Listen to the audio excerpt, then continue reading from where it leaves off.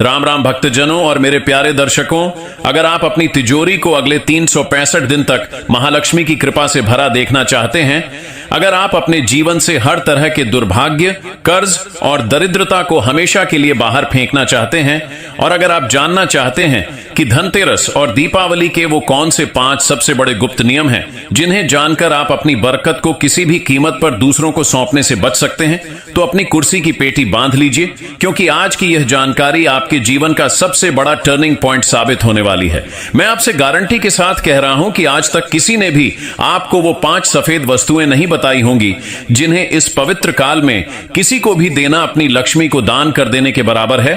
तो इस महाज्ञानवर्धक वीडियो को अंत तक देखना, लाइक करना, दोस्तों को शेयर करना और हां, सच्चे दिल से कमेंट बॉक्स में जय मां लक्ष्मी अवश्य लिखना, क्योंकि आपके इस एक लाइक से माता की कृपा हम दोनों पर बनी रहेगी और आपके लिए इस चैनल पर ज्ञान की गंगा बहती रहेगी।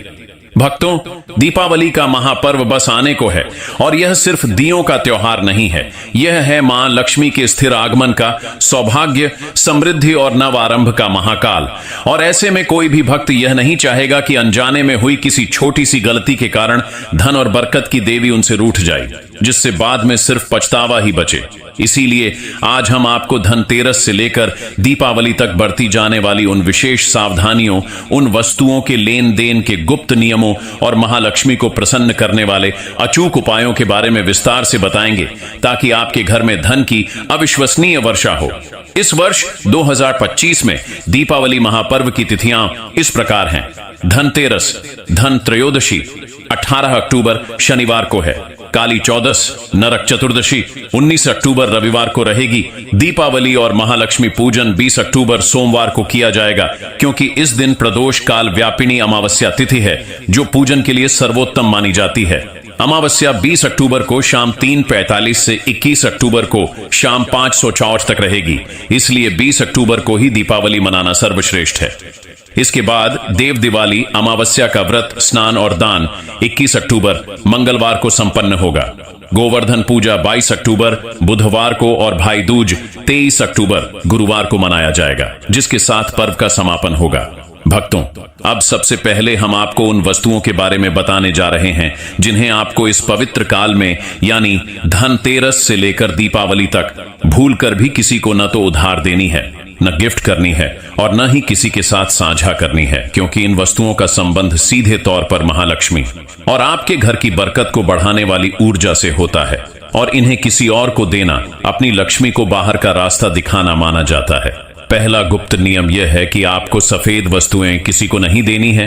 इसमें 5 वस्तुएं शामिल हैं: दूध, चावल, दही, मिश्री या चीनी और सबसे महत्वपूर्ण नमक। ये सभी वस्तुएं चंद्र और शुक्र ग्रह से संबंधित हैं और लक्ष्मी की वृद्धि का प्रतीक मानी जाती है। पड़ोसी अक्सर मांगने आते हैं, लेकिन आपको विनम्रता से मना करना है कि 2 दिन बाद ले जाएं।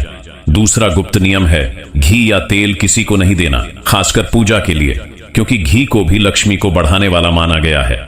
तीसरा गुप्त नियम है पैसे, उधार या किसी भी प्रकार का कर्ज इस दौरान किसी को भी नहीं देना चाहिए, क्योंकि आप लक्ष्मी के आगमन की तैयारी कर रहे हैं, न कि उन्हें दूसरों के हाथों भेजने की, जो अक्सर आपसे पैसे लेकर खुद तो अपनी दीपावली मनाते हैं और आपको परेशानी में डाल देते हैं।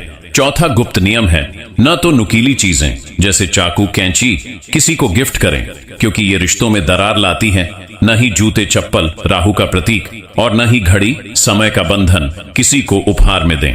पांचवा गुप्त नियम है किसी को भी श्रृंगार की वस्तुएं या लाल कपड़े, जो लक्ष्मी का रंग है, गिफ्ट में देने से बचें। यह अपनी लक्ष्मी को किसी और को सौंपने जैसा है। इसके अलावा यदि कोई आपसे गणेश लक्ष्मी की मूर्ति मांगता है, तो बिना कुछ पैसे लिए उसे न दें, भले ही वह टोकन मणि हो। अब बात करते हैं पूजा और स्थापना की, क्योंकि एक छोटी सी गलती भी आपकी पूजा का फल छीन सकती है।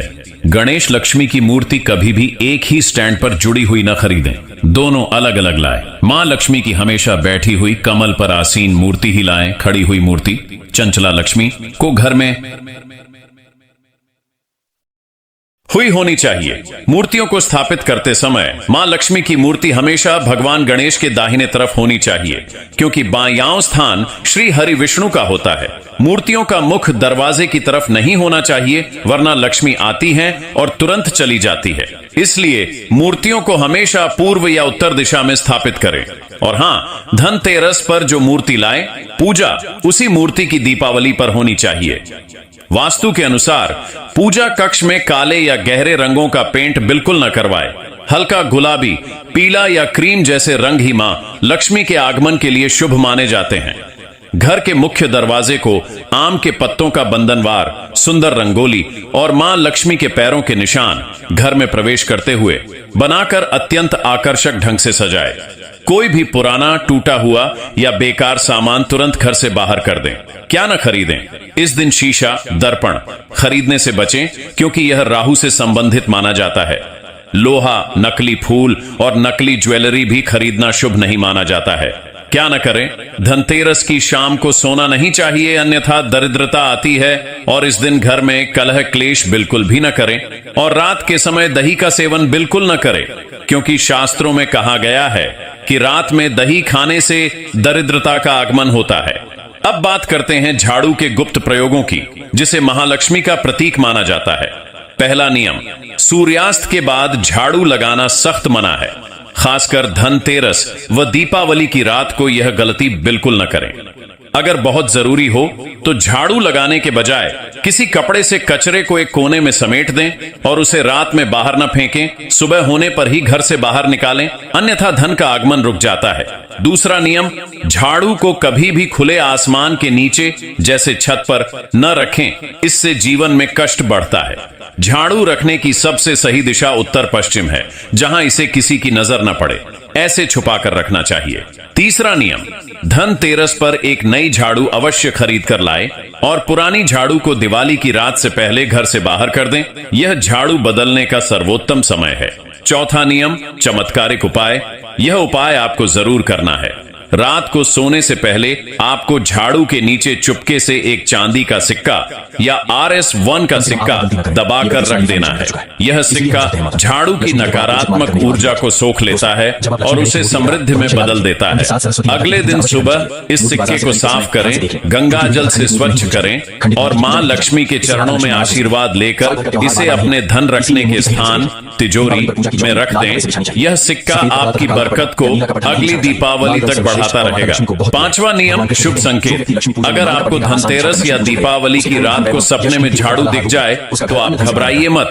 यह अत्यंत शुभ संकेत है, जिसका अर्थ है कि जल्द ही आप पर मां लक्ष्मी की कृपा बरसाने वाली है। अंत में महालक्ष्मी को प्रसन्न करने के 2 महाउपाय। पहला उपाय, दीपावली की रात को पूजन के बाद या किसी भी समय रात में 4 काली मिर्च के दाने लेकर चौराहे पर जाएं। चारों दिशाओं में एक एक दाना आसमान की तरफ फेंक दें और बोलें, दरिद्रता घर से बाहर जाओ, लक्ष्मी मां घर में आओ। ये बोलकर आपको पीछे पलटकर नहीं देखना है और सीधे घर लौट आना है। दूसरा उपाय, इस रात को मां लक्ष्मी और गणेश जी के साथ साथ धन के देवता कुबेर जी का भी पूजन करें। श्री सूक्त 11 बार या लक्ष्मी सहस्त्र नाम का पाठ करें और मां लक्ष्मी को कमल गट्टा, पीली कौड़ियाओं या हल्दी की गांठें अर्पित करें। तीसरा उपाय, दीपावली के दिन किसी गरीब के घर जाकर एक दीपक जलाएं और अपनी सामर्थ्य के अनुसार उन्हें वस्त्र, धन या मिठाई देकर उनकी सहायता करें। इससे सभी ग्रहों के दोष शांत होते हैं। भक्तों, इन छोटे छोटे लेकिन अत्यंत महत्वपूर्ण नियमों का पालन करके देखिए, मां लक्ष्मी दौड़ी चली आएंगी और पूरे वर्ष उनका स्थिर वास बना रहेगा। आज के लिए बस इतना ही। अगर आपको यह ज्ञानवर्धक वीडियो पसंद आया है तो